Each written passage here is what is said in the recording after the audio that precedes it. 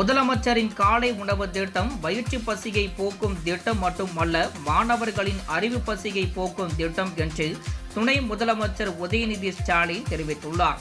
நகர்ப்புற அரசு உதவி பெறும் பள்ளிகளில் காலை உணவு திட்ட தொடக்க விழாவில் கலந்து கொண்டு பேசிய அவர், காலை உணவு திட்டத்தை மாணவர்கள் நன்றாக பயன்படுத்திக் கொள்ள வேண்டும் என்றார்.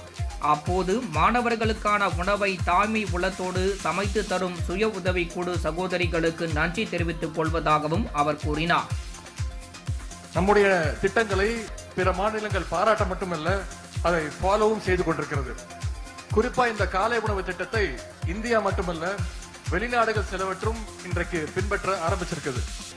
முன்னெல்லாம் பெற்றோர்கள் குறிப்பா தாய்மார்களுக்கு காலையில எந்திரிச்சு டிஃபன் செஞ்சு மாணவர்களை டைமுக்கு ஸ்கூலுக்கு அனுப்பணும்னு ஒரே பரபரப்பாகவும் பதட்டமாகவும் இருக்கும். ஆனா இன்னைக்கு அந்த நிலைமை தலைகீழா ஆத்திருக்கார் நம்முடைய முதலமைச்சர் அவர்கள். உங்க பிள்ளைகளை இனி ஸ்கூல்லயே ரிலாக்ஸா பிரேக்ஃபாஸ்ட் சாப்பிட்டுட்டு பாடங்களை கவனிக்க வச்சிருக்கிறார் நம்முடைய முதலமைச்சர் அவர்கள்.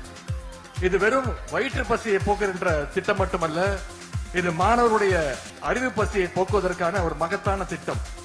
Our Honorable Chief Minister often says that providing health and education to society empowers people to help themselves and emerge as successful citizens and leaders.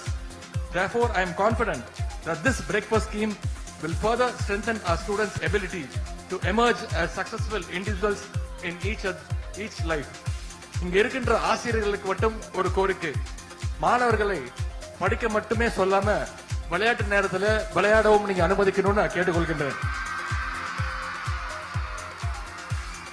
ஏன்னா மாணவர்களுடைய பிசிக்கல் ஹெல்த் நல்லா இருந்தாதான் அவங்களுடைய மென்டல் ஹெல்த்தும் நல்லா இருக்கும்.